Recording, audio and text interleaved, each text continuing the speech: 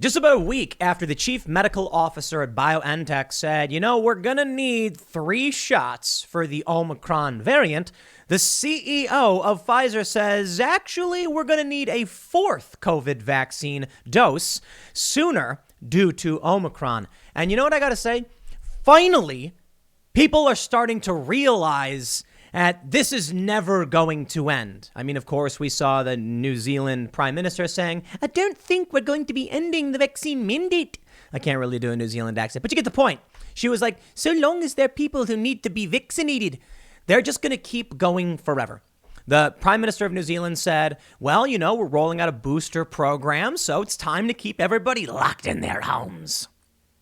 This is where it gets really funny and fascinating, is that despite all of the evidence, we are not seeing a shift in Democrat politicians' positions, and not all Democrats, but there are some Republicans, but mostly there is that divide. The Democrats are basically on board with locking things down, except for Whitmer. Whitmer, surprisingly, is like, hey, this is kind of a problem. Eric Adams in New York, the mayor-elect, is actually saying the vax mandate's a big F you to me because these things are unpopular. People don't like them. They're bad for the economy. They're bad for schools. But for the most part, it is the rule among Democrats to want lockdowns, and it is the exception among Republicans. Now, that's not necessarily true, but it is fairly balanced that way. Democrats tend to be for this stuff. Republicans tend not to be.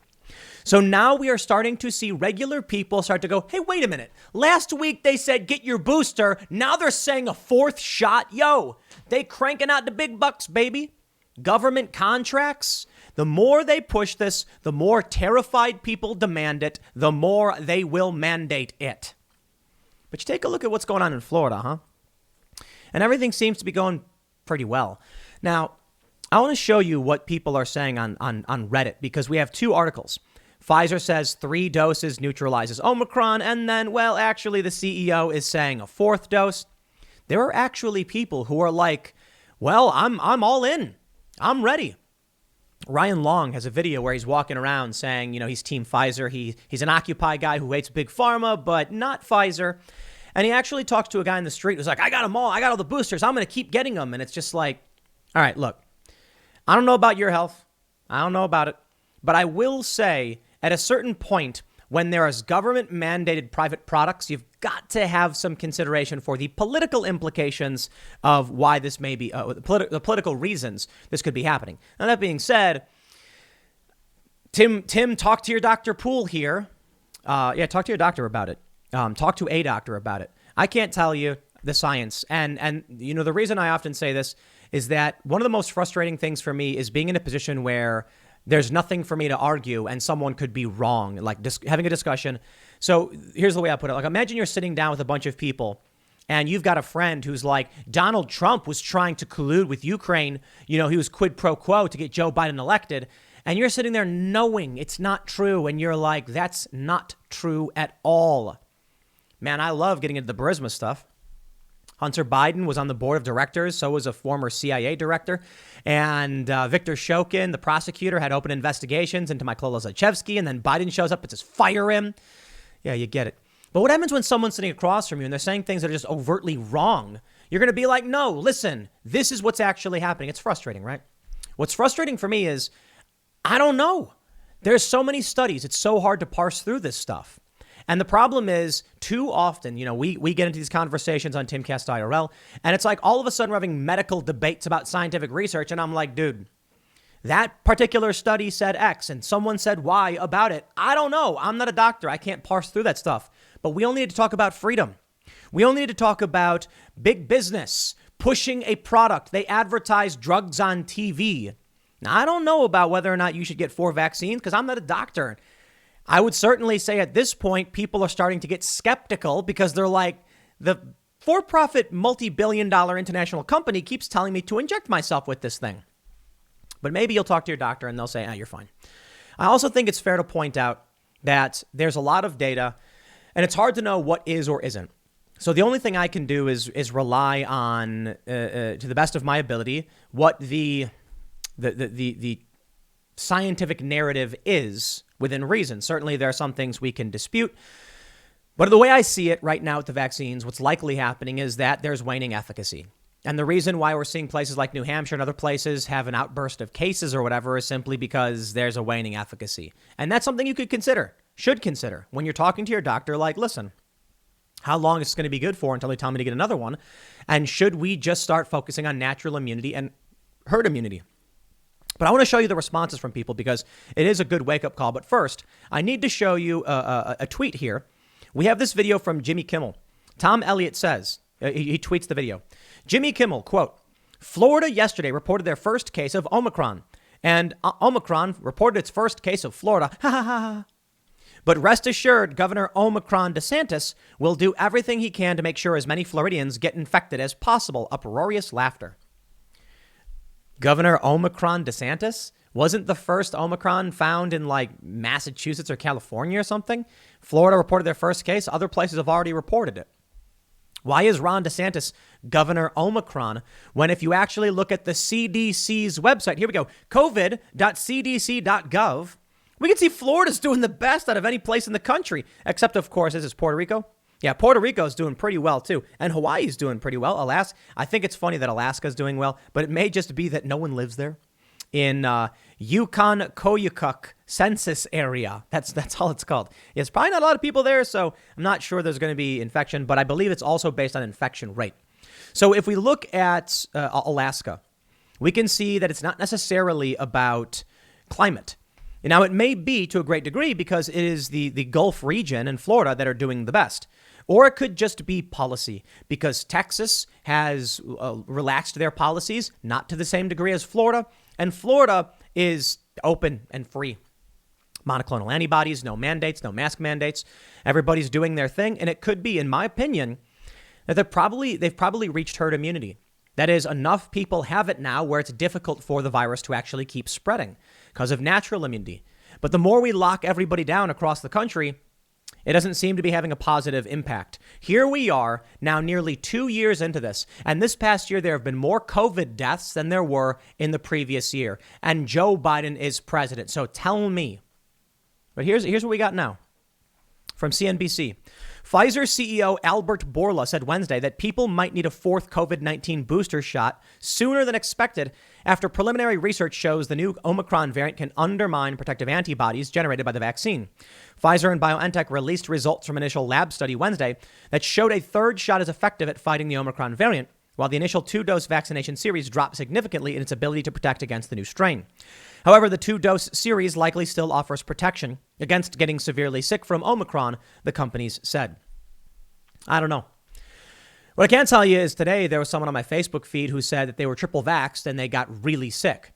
And we've heard that from people like Dan Bongino. I don't know if he was triple vaxxed. He might be double vaxxed. And LeBron James was vaccinated. It could be based on when they got the vaccine, waning efficacy. But it was weird. It's weird to see people say that they've gotten 3 shots and they're severely ill. Like on my Facebook, that's what I saw. It's anecdotal. Breakthrough cases happen. But I think these are things you need to consider as you weigh this when you go and talk to a medical professional.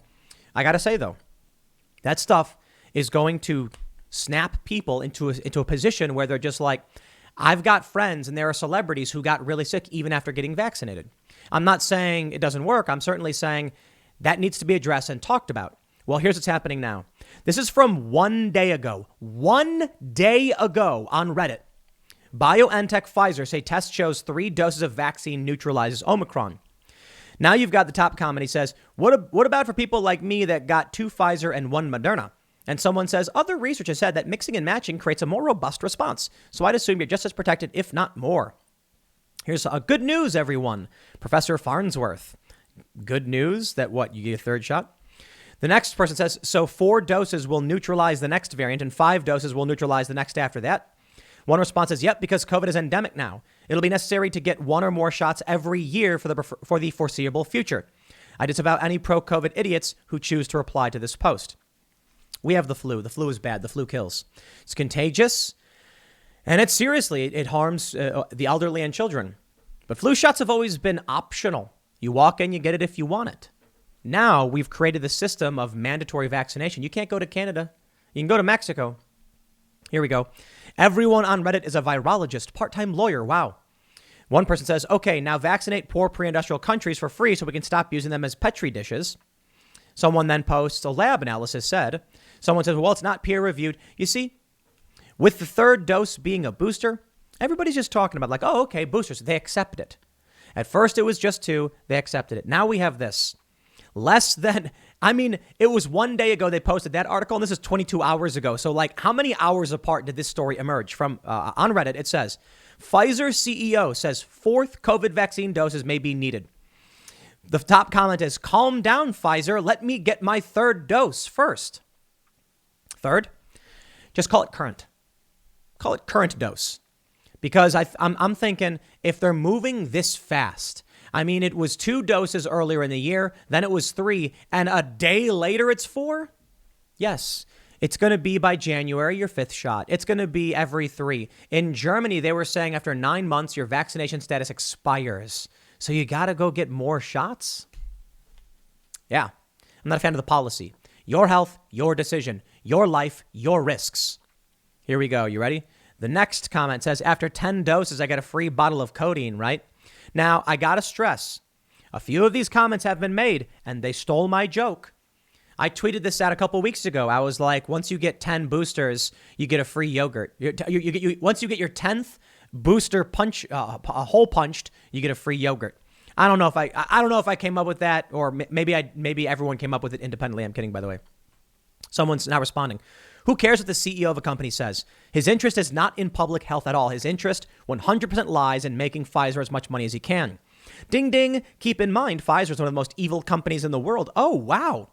Are people on Reddit starting to wake up to the fact that these companies will never stop recommending their product? What Pfizer says has no bearing on what your doctor says. The problem is Fauci has been wrong way too much. That's why I'm telling people, like, talk to private practice. There are a lot of stories about people going to the pharmacy and the pharmacist won't fill their prescription because it's hydroxychloroquine or ivermectin. A doctor prescribed it. The only advice I can give you there is take what your doctor tells you to take, I guess. Neither of those treatments are FDA approved, and many people have argued that the pharmacists have no right to do this, but in fact, the pharmacists actually do. Yeah, so we actually had people commenting on IRL, pharmacists who are like, we actually have a duty to make sure people aren't getting prescribed dangerous things. And you got to think about this in the context of like opiates and opioids. Someone could come in and be like clearly distressed, and they could be like, look, you need serious help. And the pharmacist can say no. Not only that, but pharmacists can just say, get out of my store. I have no right, you have no obligation to provide you service. Well, for some reasons.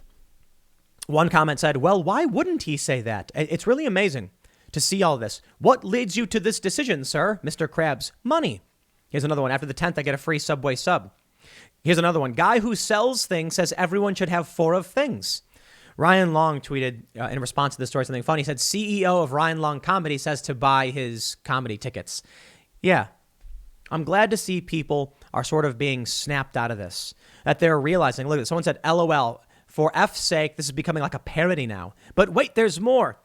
Someone said it's not a parody. People predicted this was going to happen. Constant moving of the goalposts. COVID is a cash cow for all the big pharma companies, and they're going to keep cashing in as long as they can keep the fear going. It's amazing. Look at this. Someone's like, didn't Pfizer just say the 3rd dose protects against it? Oh, well, can't wait for my 10th dose. I read it for the longest time. People were just saying, like, you're an anti-vaxxer, you're a moron, you deserve it, and really awful things. But now people are probably starting to wake up. Bill Maher did. Bill Maher refused to get the booster. It was crazy to see. Bill Maher on his show, he was like, look, I took one for the team. I got vaccinated. Now you're telling me a booster. I'm not doing it.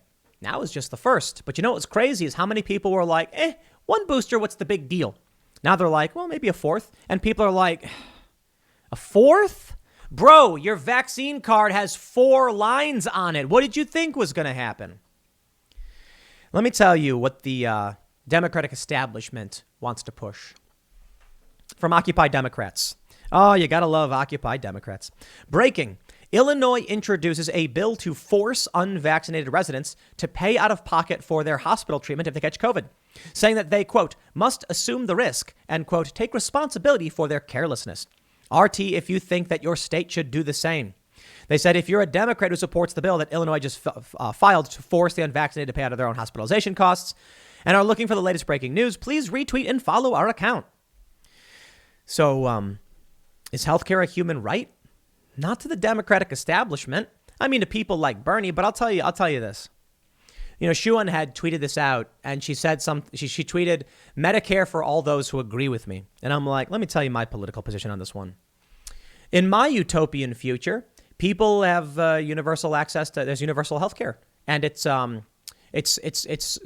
paid for by taxpayers because everybody is distributing their revenue to a certain degree to where that money is used to make sure the system works. I actually like that idea. It means younger people will be paying more than they normally would. That's true. It means children, pregnancies, birthing, all of that stuff will be easier to do. People don't have to worry about the bills for it because they can be hefty, like 20 grand. And elderly, you can age knowing that there is a safety net for you. It sounds great, doesn't it? Here's the problem. The problem is, for one, there needs to be some kind of competition. So a voucher system probably would be the better way to implement it, a bunch of private hospitals, and then everyone gets like, you know, they can choose which hospital to go to, and then it's billed to the government or something. And, you know, I don't know exactly. I said billed to the government, but it goes to the taxpayer. I don't know how that would work exactly, because how do you create incentive?